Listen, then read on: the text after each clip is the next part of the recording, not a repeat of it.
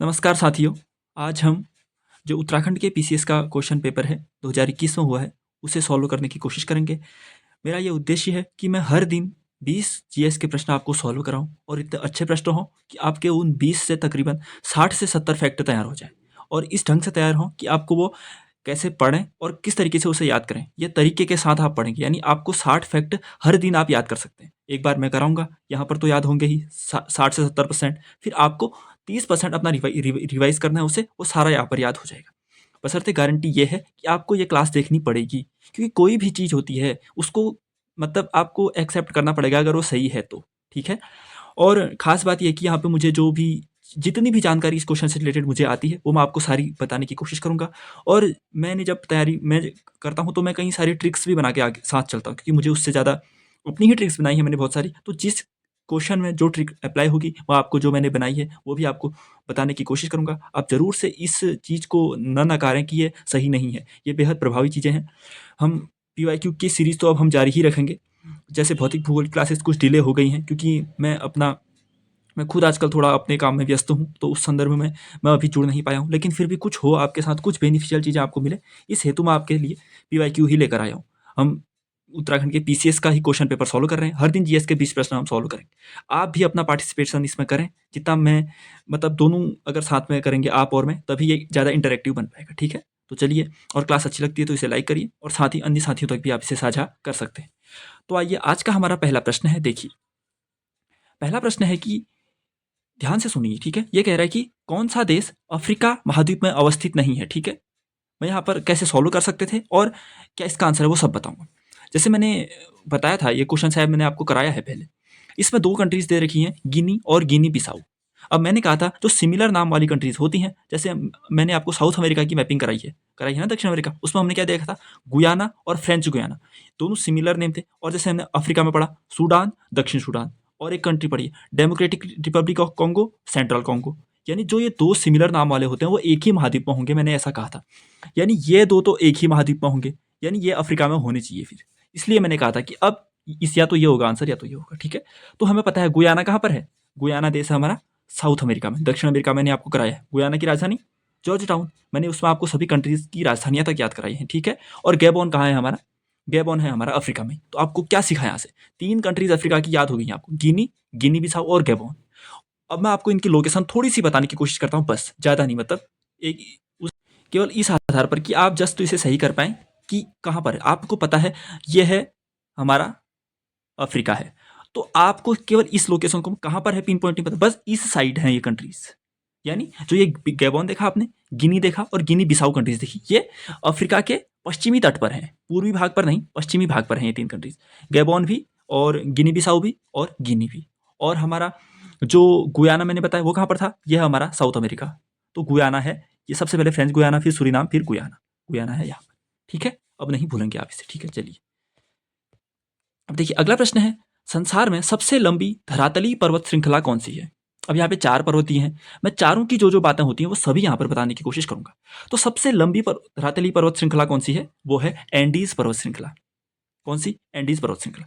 अब एंडीज़ आपको याद है, इससे संबंधित अन्य बातें अब मैं आपको बताता हूँ। एंडीज़ पर्वत श्रृंखला कहाँ पर है? सारी चीज़ें बता देता हूँ, चलिए एंडीज़ से ड्रॉ करके खुद से बता देता हूँ, ठीक है? ये है हमारा north America, sorry south America. ये दक्षिण अमेरिका हमारा है। ये है, यहाँ पर है एंडीज़ का विस्तार, ये है एंडीज़, ये है एंडीज़। अब आपको कौन ये एंडीज़ पर्वत श्रृंखला किस-किस देश से होकर गुजरती है, आप याद कर सकते हैं। सबसे खास बात ये है कि हम ब्राज़ील है साउथ अमेरिका में सबसे बड़ी कंट्री, लेकिन खास बात एंडीज़ पर्वत श्रृंखला ब्राज़ील को टच नहीं करती। ब्राज़ील में एंडीज़ पर्वत श्रृंखला का विस्तार नहीं है। कौन-कौन से देश आएँगे यहाँ पर? सबसे पहले यहाँ पर वेनेजुएला से आएगा, यहाँ पे वेनेजुएला है, वहाँ पर है इसका विस्तार। फिर कोलंबिया, इक्वाडोर, पेरू, चिली, यहाँ पे बोलिविया हो गया था, यहाँ पे अर्जेंटीना हो गया था। यानी 7 देश हैं साउथ अमेरिका के जो एंडी श्रृंखला में विस्तृत हैं। कौन-कौन हो गए फिर? वेनेजुएला से शुरू करिए, वेनेजुएला, फिर कोलंबिया, इक्वाडोर, पेरू, बोलिविया, उसके बाद आ गया हमारा चिली, फिर अर्जेंटीना। ये है अर्जेंटीना, ये है चिली, ठीक है? 7 देशों से होकर ये गुजरी, ठीक है? चलिए, फिर हमने यहाँ पर कई ज्वालामुखी पर्वत देखे हैं। जैसे आप केवल नाम सुन लीजिए, ओजस डेल सलाडो है, और चिम्बोराजो हो गया, कोटोपैक्सी हो गया, मिस्टी हो गया, हवास्करन हो गया, ये पर्वत है यहाँ पर, जैसे मिस्टी हो गया, हवास्करन हो गया, कोटोपैक्सी हो गया, चिम्बोराजो हो गया। चिम्बोराजो और कोटोपैक्सी हैं इक्वाडोर में, मिस्टी और हवास्करन है पेरू में, और उसके बाद ओजास डेल सलाडो है और अकोंगागुआ है, ये चिली और अर्जेंटीना की बॉर्डर पर है। आपको जितनी चीज़ें कनेक्टिविटी वाली लग रही हैं वो लिखिएगा यहाँ पर, ठीक है। एंडीज के बारे में हमने सब पढ़ा, एंडीज कहाँ पर है इसकी लोकेशन आपको पता चल गई। तो सबसे लंबी पर्वत श्रृंखला तो एंडीज है। अब रॉकीज पर्वत श्रृंखला कहाँ पर है? रॉकीज पर्वत श्रृंखला है उत्तर अमेरिका है, जो उत्तरी अमेरिका है वहाँ पर है। ये है उत्तरी अमेरिका, ऐसे है कुछ इस उत्तरी अमेरिका महाद्वीप, ऐसे है कुछ, ये ऐसे है ना। तो यहाँ पर जो ये उत्तरी अमेरिका की यहाँ वाले भाग में ये है रॉकीज पर्वत श्रृंखलाएं, रॉकीज। रॉकीज पता चल गई कहाँ पर है, ये है। और इसी उत्तरी अमेरिका के इस वाले साइड पर है अपलेशियन पर्वत। ये नाम नहीं सुने हैं तो केवल जाने ना दें, इन्हें कैप्चर करें, ये बहुत महत्वपूर्ण जानकारी है आपके लिए। रॉकीज पर्वत आपने देखे उत्तरी अमेरिका जो महाद्वीप है उसके पूर्व पश्चिमी साइड में, और पूर्वी साइड में क्या है, अपलेशियन पर्वत है। समझ गए? कितनी पर्वत श्रेणियां पढ़ ली? एंडीज पढ़ ली हमने, अपलेशियन पढ़ ली और रॉकीज पढ़ ली। आइए अभी और देखते हैं। अब कह रहा है हिमालय, तो चलो आपको पता है कहाँ पर है, ये इंडिया है, क्योंकि ये क्या है, इंडिया। अब मैं कैसे, ये है जो जैसा भी बने ये हमारा हिमालय है, ठीक है। और ये खास बात क्या है कि ये अभिसरण हो रही है प्लेट। कौन कौन सी प्लेट है? एक तो Indian plate, India Australian plate आ रही है यहाँ से ऊपर को जा रही है, और ऊपर है यूरेशिया यूरोपीय प्लेट। तो ये आपस में टकरा रही है। तो टकराने को मैंने क्या कहा था, अभिसरण हो रहा है, ये कन्वर्जेंस हो रहा है। भौतिक भूगोल में मैंने आपको कराया। तो कभी पूछे कि हिमालय पर्वत का निर्माण डाइवर्जेंस से यानी अपसरण से हुआ है, नहीं, अभिसरण से हुआ है, यानी कन्वर्जेंस से हुआ है। इसीलिए अब देखिए ये दो टक्कर आपस में आ रही है, बीच में जो इनके अवसाद है वो बार बार जोर से टक्कर लगेगी तो ऊपर को उठने की कोशिश करेंगे ना। इसीलिए हमें पता है हिमालय आज भी उसकी ऊंचाई बढ़ रही है। क्यों? क्योंकि लगातार टक्कर हो रही है, बल लग रहा है, बीच में जो उनके गाद हैं वो और ऊपर ऊपर उठ रहे हैं। जैसे ये है ना, देखिए ये किताब है, अगर मैं इससे बल लगाऊं तो ये ऐसे ऊपर को उठते उठते ऐसे जाएगा ना, अगर मैं ज़्यादा बल लगाऊंगा। तो ऐसा ही हिमालय पर्वत के साथ हो रहा है। चलिए अब देखिए आल्प्स पर्वत। आल्प्स पर्वत कहाँ है? ये है यूरेशिया में, यानी सॉरी यूरेशिया नहीं, यूरोप में। कहाँ पर? जो स्विट्जरलैंड वाला इलाका है हमारा यूरोप। अब मैं एग्जैक्ट ड्रॉ नहीं कर पाऊंगा यहाँ पर, यूरोप कुछ ऐसा जैसा यूरोप है हमारा। तो यहाँ पर ये हो गया भूमध्य सागर हो गया, यहाँ पर हमारा भूमध्य सागर है, नीचे अफ्रीका हो गया, और यहाँ एशिया हो गया। तो यहाँ पर है ये आल्प्स पर्वत। अब यहीं पर एक कई स्थानीय पवनें बहती है, वो भी मैं आपको बताऊंगा। मैप इसलिए ड्रॉ कर रहा हूँ ताकि आपके दिमाग में ये बैठ जाए। अगर यूरोप याद करो तो आप कभी भी आल्प्स पर्वत को यहाँ मत सोचो, कहाँ पर है वो, बीच में है लगभग। यहाँ पे कौन सी कंट्रीज है? फ्रांस हो गया, नीचे से स्विट्जरलैंड हो गया, यहाँ से ऑस्ट्रिया हो गया, यहाँ से स्पेन का इधर वाला इलाका हो गया, ये सब आल्प्स है। चलिए अब तो आपको इन पर्वतों में थोड़ा तो फैमिलियर हुए होगे। आंसर क्या था हमारा? एंडीज पर्वत श्रृंखला। चलिए अब अगला प्रश्न देखिए। ये प्रश्न सबको आता होगा, लेकिन ऐसा फैक्ट बताऊंगा कि आपने पता है या नहीं, लेकिन फिर बताऊंगा। चलिए, वो कौन सी पहाड़ियां हैं जहां पर पूर्वी और पश्चिमी घाट मिलते हैं? बेहद सरल क्वेश्चन। नीलगिरी सबको पता है। चलिए, लेकिन क्या आप एग्जैक्ट वो लोकेशन बता सकते हैं नीलगिरी में भी कौन सा स्थान है जहां पर ये दोनों मिलते हैं? ये कम पता होगा ना, तो ये लिखिए मेरे साथ। ये नया फैक्ट मिल रहा है। तो जो सत्यमंगलम टाइगर रिजर्व है, सत्यमंगलम जो टाइगर रिजर्व है ना, वहां पर पूर्वी और पश्चिमी घाट नीलगिरी पहाड़ियों में तो मिलते हैं। नीलगिरी पहाड़ियों के भी जो सत्यमंगलम टाइगर रिजर्व है वहां पर मिलते हैं। अब ये कभी बन गया तो होगा कठिन, लेकिन अब आपके लिए कठिन नहीं होगा। तो ये तो सीखा। अब हम अन्य पहाड़ियों को भी देखते हैं। ठीक, ये है हमारा दक्षिण भारत, ये है हमारा केरला, ये है हमारा तमिलनाडु। यहाँ पर है नीलगिरी, यहाँ पर पूर्वी और पश्चिमी घाट मिल रहे हैं, और कहाँ पर? सत्यमंगलम टाइगर रिजर्व में मिल रहे हैं। अब अन्नामलाई पहाड़ियाँ कहाँ पर है? ये नीलगिरी के दक्षिण में, ये हैं अन्नामलाई पहाड़ियाँ। नीलगिरी की सबसे ऊंची चोटी डोडा बेट्टा, लेकिन डोडा बेट्टा कहाँ पर है? तमिलनाडु में। और अन्नामलाई पहाड़ी की सबसे ऊंची चोटी अनाईमुडी, और वो कहाँ है? केरला में है। दक्षिण भारत की सबसे ऊंची चोटी वो अनाईमुडी ही है जो अन्नामलाई में है। मैंने क्या कहा? नीलगिरी की सबसे ऊंची चोटी डोडा बेट्टा तमिलनाडु में है जो, और अन्नामलाई पहाड़ियों की सबसे बड़ी ऊंची चोटी अनाईमुडी जो केरल में है। और अगर पूरे दक्षिण भारत की सबसे ऊंची चोटी कहें तो अनाईमुडी है वो, ठीक है। चलिए ये भी सीखा आपने। कार्डमम पहाड़ियाँ ये और दक्षिण में। अब एक और खास बात, एक क्वेश्चन पीवाईक्यू में ये बना था कि कार्डमम पहाड़ियाँ कोरोमंडल तट का विस्तार हैं। अब आपको पता है ये है मालाबार। इतनी सारी जानकारियाँ दे रहा हूँ आपको, मतलब बहुत सारी चीज़ें कंसोलिडेटेड क्लास लगेगी, बस अगर ध्यान से सुनेंगे तो बहुत सारी चीज़ें आपको यहाँ पर याद आ जाएंगी। नोट करते रहिए, जो मैं अब लिख नहीं सकता। मैंने कहा ये नीलगिरी है तो लिख लीजिए नीलगिरी, ये अन्नामलाई है लिख लीजिए, डोडा बेट्टा बोला मैंने, अनाईमुडी बोली। अब मैं बता रहा हूँ जो कार्डमम पहाड़ियाँ हैं ये और दक्षिण में। कार्डमम को और क्या कहते हैं? इलायची पहाड़ियाँ कहते हैं। और हम कहते हैं कि जो दक्षिण भारत है उसकी सबसे निचली चोटियाँ, सबसे नीचे कौन सी पहाड़ियाँ हैं? कार्डमम पहाड़ियाँ ही हैं, इलायची पहाड़ियाँ ही। अब ये कार्डमम पहाड़ियाँ, ये है मालाबार तट, ये है कोरोमंडल तट। क्वेश्चन ये पूछा गया था कि जो कार्डमम पहाड़ियाँ हैं वो कोरोमंडल तट का विस्तार है। गलत, कोरोमंडल तट यहाँ है, कार्डमम पहाड़ियाँ हैं मालाबार तट का विस्तार। ये अच्छा प्रश्न है। कार्डमम पहाड़ियाँ मालाबार तट यानी पश्चिमी घाट का हिस्सा हैं। समझ में आ जाएगा। अब हमने कार्डमम देख लिया, नीलगिरी देख लिया, अन्नामलाई देख लिया। अब सह्याद्री पहाड़ियाँ किन्हें कहते हैं? इस पूरे पश्चिमी घाट को महाराष्ट्र वाला इलाके में सह्याद्री कहते हैं। सह्याद्री कोई अलग पर्वत नहीं है, सह्याद्री ये महाराष्ट्र वाला इलाके में जो पश्चिमी घाट है उसे सह्याद्री पर्वत श्रृंखला कहते हैं। तो बहुत सारी चीज़ें आपने यहाँ पर से सीखी होंगी, मैं मानता हूँ। अगर आप सही ढंग से इन्हें करते हैं तो आपको बहुत सारी चीज़ें सीखेंगे आप। तो पूर्वी और पश्चिमी घाट नीलगिरी में सत्यमंगलम पर मिलती हैं। इसकी सबसे ऊंची पहाड़ी नीलगिरी की डोडाबेट्टा तमिलनाडु में। अन्नामलाई पहाड़ियों की सबसे ऊंची चोटी अनाईमुडी केरल में। और पूरे दक्षिण भारत की सबसे ऊंची चोटी अनाईमुडी ही है। कार्डमम इलायची पहाड़ियाँ दक्षिण भारत का सबसे निचला विस्तार पश्चिमी घाट में यानी मालाबार तट में। और सह्याद्री पर्वत श्रृंखला पश्चिमी घाट जो महाराष्ट्र में उसे सह्याद्री कहते हैं। चलिए अब यहाँ पर मैं फिर से आपको सारी धाराएं भी रिवाइज करा दूंगा। यहाँ पर चलिए, ये कह रहा है कि कौन सी जलधारा उत्तरी अटलांटिक महासागर में नहीं बहती हैं। अब मैंने आपको सारी धाराएं कराई हैं, लेकिन मैं यहाँ पर केवल उत्तरी अटलांटिक की ही धाराएं कराऊंगा। मैंने क्या कहा था, बना देता हूँ, मैप बना दूँ। चलिए ज़्यादा अच्छे से आप सीख पाओगे। ये हो गया हमारा, अब ये चलो मैप जैसा भी बने बस आप समझ जाना, ठीक है। ये हो गया हमारा दक्षिण अमेरिका, ये हो गया उत्तरी अमेरिका। चलिए, और ये हो गया हमारा यूरोप वाला भाग, ये हो गया हमारा क्या हो गया, अफ्रीका हो गया, ठीक है। अब मैंने क्या कहा, ये थोड़ा नीचे बन गया। चलिए यहाँ पर से होगा ये अफ्रीका, समझिए। यहाँ से ये है इक्वेटर है, इक्वेटर से कौन सी धारा जाती है? उत्तरी विषुवतीय धारा। उत्तर विषुवतीय धारा बढ़ी, आगे बढ़ी, आगे बढ़ी, आगे बढ़ी। यहाँ पर ये कैरिबियन आइलैंड थे, यहाँ पे टकरा गई, क्या बनी? एक एंटीलीज की धारा बनी, एक कैरिबिया की धारा बनी। दोनों आपस में मिले, फ्लोरिडा की धारा बनी। यही धारा आगे को गई, गल्फ स्ट्रीम बनी। यही धारा आगे को गई, उत्तरी अटलांटिक प्रवाह बना। ये सब गर्म है, एक ही धारा है ये जो आगे बढ़े। उत्तरी विषुवतीय धारा, फिर एंटीलीज और कैरिबियन धारा आपस में मिली, फिर वही फ्लोरिडा में गई। वही वाली आगे बढ़ के गल्फ स्ट्रीम कहलाई। वही वाली आगे बढ़ के फिर उत्तरी अटलांटिक प्रवाह बनी। वही आगे यहाँ को जाएगी, ये नॉर्वे की धारा बन जाएगी। ये सब गर्म है। अब यहाँ से आती है एक ग्रीनलैंड की धारा, जिसे लेब्राडोर की धारा कहते हैं, वो ठंडी होती है। और यहाँ से नीचे बहती है केनारी की जलधारा, वो भी ठंडी होती है। हुई याद? अब देखिए मैं आपको रिवाइज कर देखते हैं, उत्तरी अटलांटिक में कौन कौन सी नहीं है। गल्फ स्ट्रीम है, ठीक है, वो उसी का विस्तार है गल्फ स्ट्रीम। नॉर्वेजियन है, ठीक है, इसी का विस्तार है। फ्लोरिडा है, हाँ यहाँ पर फ्लोरिडा की जलधारा भी देखी। लेकिन बेंगुएला कहाँ से आ गया? यहाँ बेंगुएला कहाँ है? कोई बता पाएगा बेंगुएला कहाँ? दक्षिण में है अटलांटिक में ही, लेकिन ये दक्षिण अटलांटिक में है बेंगुएला। जो यहाँ पर अफ्रीका है ना, यहाँ पे बहती है बेंगुएला की धारा, यहाँ पे। समझ जाएंगे? चलिए, तो इतनी धाराएं आपको याद थी। अब देखिए द्वीप भी आ गया। यहाँ पर मैं केवल आंसर नहीं बताऊंगा, 4 सबसे बड़े द्वीप बता दूंगा। हिंद महासागर में कौन सा बड़ा द्वीप है ये भी बताऊंगा। ये कह रहा है कि विश्व में दूसरा सबसे बड़ा द्वीप कौन सा है? दूसरा यानी पहला कौन सा है? पहला सबको पता है ग्रीनलैंड है। किस देश का? डेनमार्क का। कहाँ पर है? उत्तरी अटलांटिक में है। ये वो फिर से मैप ड्रॉ कर दिया। ये नॉर्थ अमेरिका, ये नॉर्थ अमेरिका, ये साउथ अमेरिका, ये हो गया ग्रीनलैंड। अब ये अटलांटिक है ना, एस वाली आकृति का अटलांटिक है। यही अटलांटिक में ये ग्रीनलैंड है।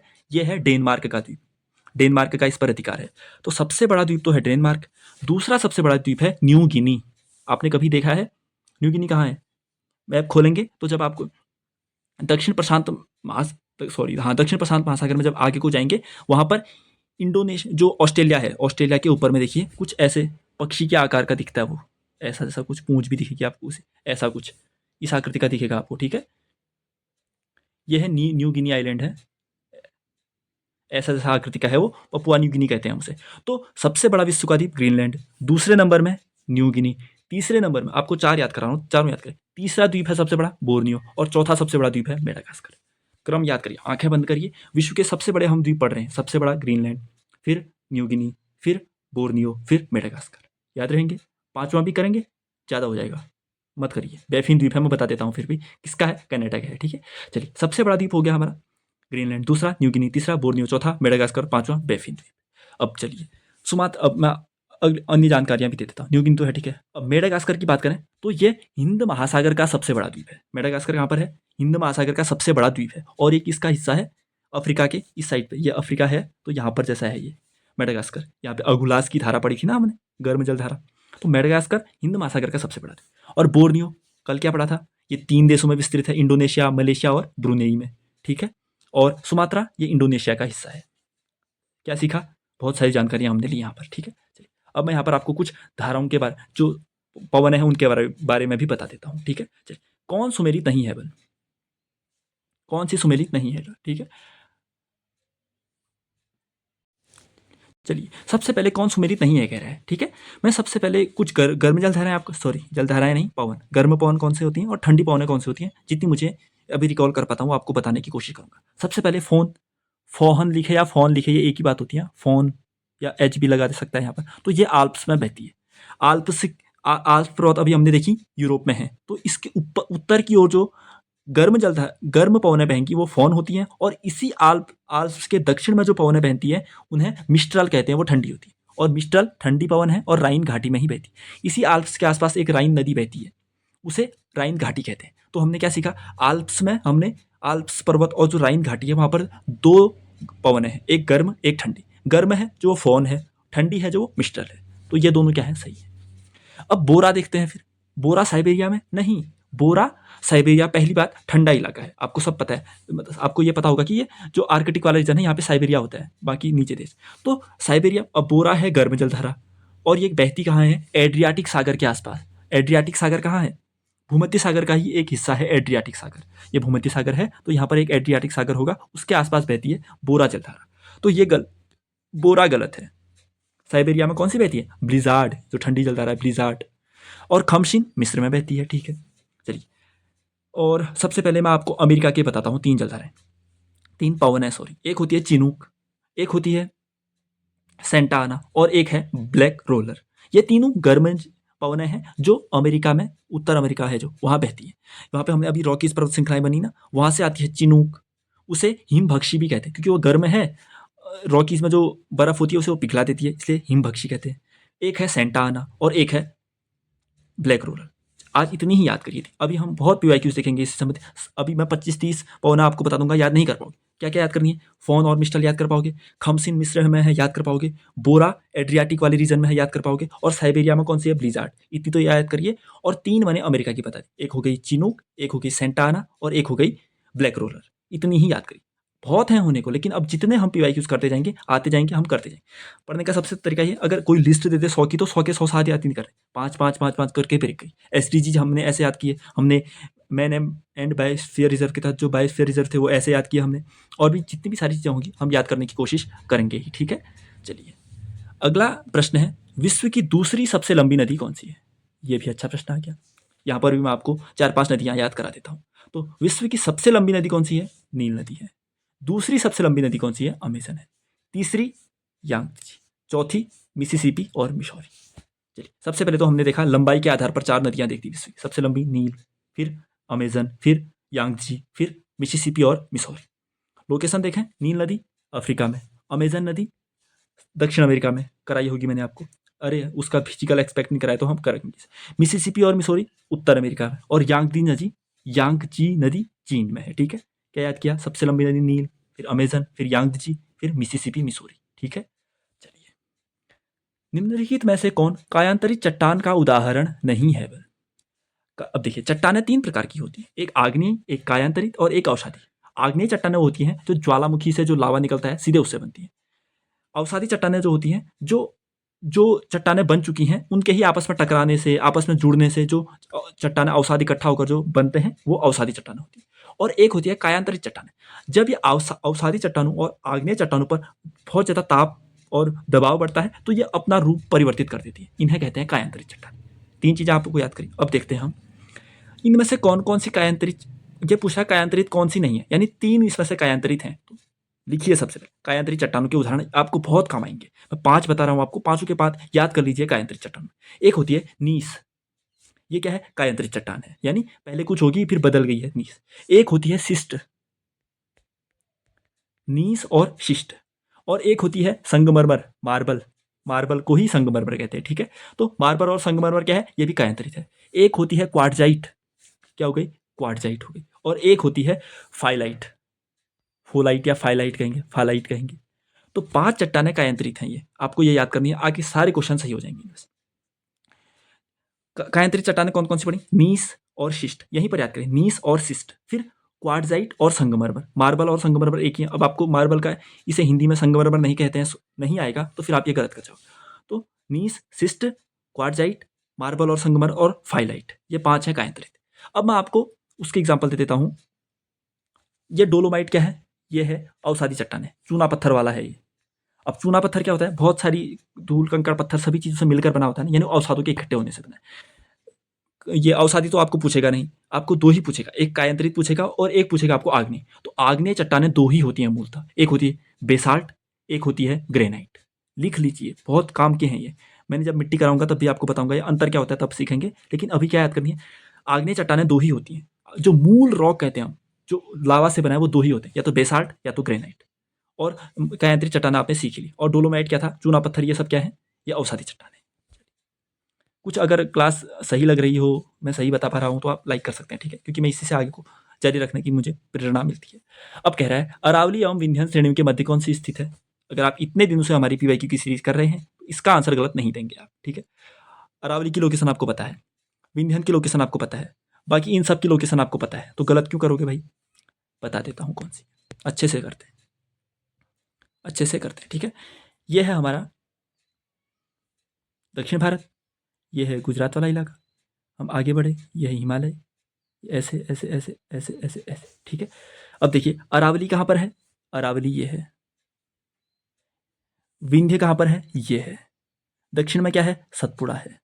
ये क्या कह रहा था? छोटा नागपुर। अब ये ज्यादा लंबे बन गए। छोटा नागपुर का पठार यहाँ है, दक्कन यहाँ है, और बीच में क्या है? मैंने बताया था 4 है यहाँ पर, मेवाड़, मालवा, बुंदेलखंड, बघेलखंड। लेकिन फिर भी मैंने स्पेसिफिकली बताया था कि अरावली और विंध्यन के बीच में मालवा का पठार आता है। मेवाड़ हो गया, फिर अब मालवा का पठार हो गया, बुंदेलखंड हो गया और बघेलखंड हो गया। क्रम बताया था ना इनका। तो अरावली और विंध्यन के बीच में पड़ता है मालवा का पठार। स्पेसिफिकली मैप बना के इसलिए दिखा रहा हूँ ताकि आप कभी भूलें ना इसे, ठीक है? छोटा नागपुर का पठार यहाँ हो गया, दक्कन का पठार यहाँ हो गया, कथप रह गया ये, ठीक है? चलिए, अरावली और विंध्यन के बीच कौन सा है? मालवा का पठार, ठीक है? चलिए, अब देखिए अगला प्रश्न है, चीनी का कटोरा किस देश को कहा जाता है? सिंपली आता ही होगा, किसको? क्यूबा को कहते हैं।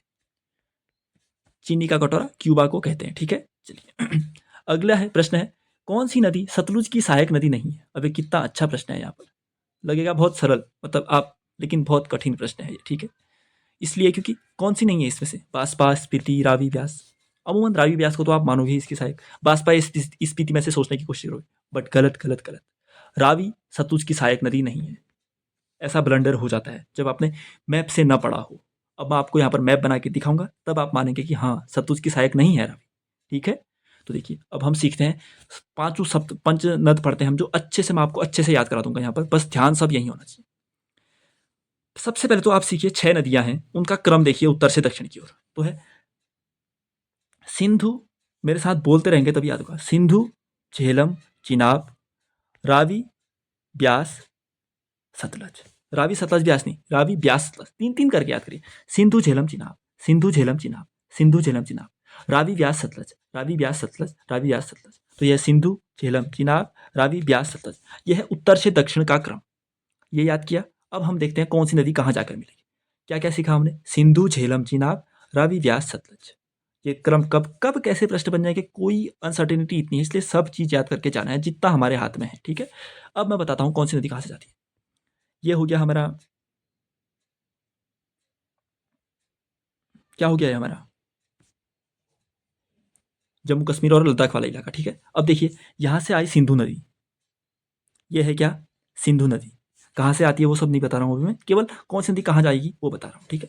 ये है हमारी सिंधु नदी। अब यहाँ से आई हमारी झेलम नदी, यहाँ से आई हमारी चिनाब नदी, देख रहे हो ना क्रम, चिनाब नदी, ये मिल गई आपस में। सिंधु झेलम चिनाब, क्रम भी याद हो गया ऊपर से नीचे का, सिंधु झेलम चिनाब। अब क्या बची? रावी ब्यास सतलज। यहाँ से निकली रावी नदी, ये है क्या? ये हमारी, ये यहाँ झेलम चिनाब आगे को बढ़ रही है, तो यहाँ से निकली रावी नदी, ये मिल गई कहाँ? चिनाब में। अब ये कह रहा है रावी इसलिए सतलज की सहायक नहीं है, रावी कहाँ जाके मिल रही है? चिनाब। अब आई ब्यास, ब्यास नदी किसकी सहायक नदी है? ब्यास सतलुज में मिल जाती है ना वो ब्यास नदी। तो ब्यास नदी एकमात्र ऐसी नदी है जो भारत में ही रहती है, ये आपने फैक्ट पढ़ा होगा। तो ब्यास नदी यहाँ पर मिल गई, सतलुज नदी में मिल गई, ठीक है। और यहाँ से आई सतलज नदी, ये फिर जाकर यहाँ मिली, फिर ये मिल गई, फिर सिंध में मिल गई। सिंधु, झेलम, चिनाब, रावी, ब्यास, सतलज। सीखा अच्छे से? मतलब इतने अच्छे से मेरे पास इतने संसाधन नहीं है कि मैं आपको कलर ड्रॉ करके दिखाऊं। ये जितना मैं कर पा रहा हूँ इतना करने की कोशिश मैं कर रहा हूँ, ठीक है। तो सतलज, सिंधु, झेलम, चिनाब, रावी, ब्यास, सतलज। सिंधु, फिर झेलम और चिनाब मिली है, फिर उसमें आके रावी मिली यहाँ पर, फिर ये है ब्यास यहाँ पर मिल गई, फिर ये सतलज नदी आई, ये यहाँ गई। तो रावी तो यहाँ मिल गई थी पहले ही, ठीक है। अब एक बार अच्छे से इसे देख लेते हैं। कौन सी नदी सतलुज की सहायक नदी नहीं है? ब्यास है, मैंने बताया ब्यास सतलज में मिलती है नीचे से। रावी नहीं है, ये चिनाब में मिल गई ऊपर। और बास्पा और स्पीति है, ठीक है। निम्नलिखित में से ये कथन देखिए, वनस्पति जलवायु का सही मापदंड है। मैंने केवल कोपेन का नाम सुना है तो मैं कोपेन को ही लगा भी देता और कोपेन सही हो भी जाता, ठीक है। चलिए अगला प्रश्न है, कौन सी परत सममंडल में सम्मिलित नहीं होती है? कौन सी परत सममंडल में सम्मिलित नहीं होती? ये केवल 10 प्रश्न नहीं है, मैंने आपको 10 के साथ 50 चीजें बता दी हैं यहाँ पर, ठीक है। तो इसे मतलब बेहतर तरीके से आप यूटिलाइज करना, ठीक है। चलिए कौन सी परत सममंडल में सम्मिलित नहीं है कह रहा है। देखिए अब सममंडल होता क्या है फिर आपको पता है। सबसे पहले अब जब हम पृथ्वी से ऊपर की ओर जाते हैं तो हमें कई परतें देखने को मिलती हैं। जब हम यहाँ से ऊपर की ओर जाते हैं सबसे पहले क्या, क्षोभ मंडल, फिर समताप मंडल, फिर मध्य मंडल, फिर जो ताप मंडल मिलता है, हाँ ताप मंडल मिलता है जो, उसमें इसे ताप मंडल कहते हैं। इसमें दो परतें होती हैं, एक आयन मंडल और एक बहिर्मंडल। तो देखिए ये जो तीन है नीचे की, इन्हें कहते हैं सममंडल, क्योंकि ये पृथ्वी से थोड़ा नजदीक है और इनमें लगभग चीजें जो मनुष्य से रिलेटेड है वो होती है। ऊपर की परतों में हम कम और एक तो दूर पर हैं और यहाँ से कम कनेक्टेड हम महसूस करते हैं। तो ये सममंडल, ये विषम मंडल। विषम मंडल क्या सीखा फिर? सममंडल में कौन कौन सी परत है? क्षोभ मंडल, समताप मंडल और मध्य मंडल। और विषम मंडल में आयन मंडल और बहिर्मंडल। इतना तो सीखा। अब देखिए कौन सी परत सममंडल में नहीं है? तो क्षोभ मंडल होगी, समताप मंडल होगी और मध्य मंडल होगी, बट आयन मंडल नहीं होगी। इसका आंसर क्या है? आयन मंडल है, ठीक है। चलिए मेरे ख्याल से आज इतना ही रखते हैं, क्योंकि मैंने बहुत सारी चीज़ें इसमें इंक्लूड भी कर दी। क्लास ज़्यादा लंबी रख के भी बोझिल हो जाती है। अब हम कल से फिर से जुड़ेंगे आपके साथ। आज के लिए इतना रखते हैं। क्लास अच्छी लगती है तो इसे लाइक और शेयर करते हैं। आज के लिए इतना ही, मिलते हैं अगली वीडियो में। तब तक के लिए धन्यवाद, नमस्कार।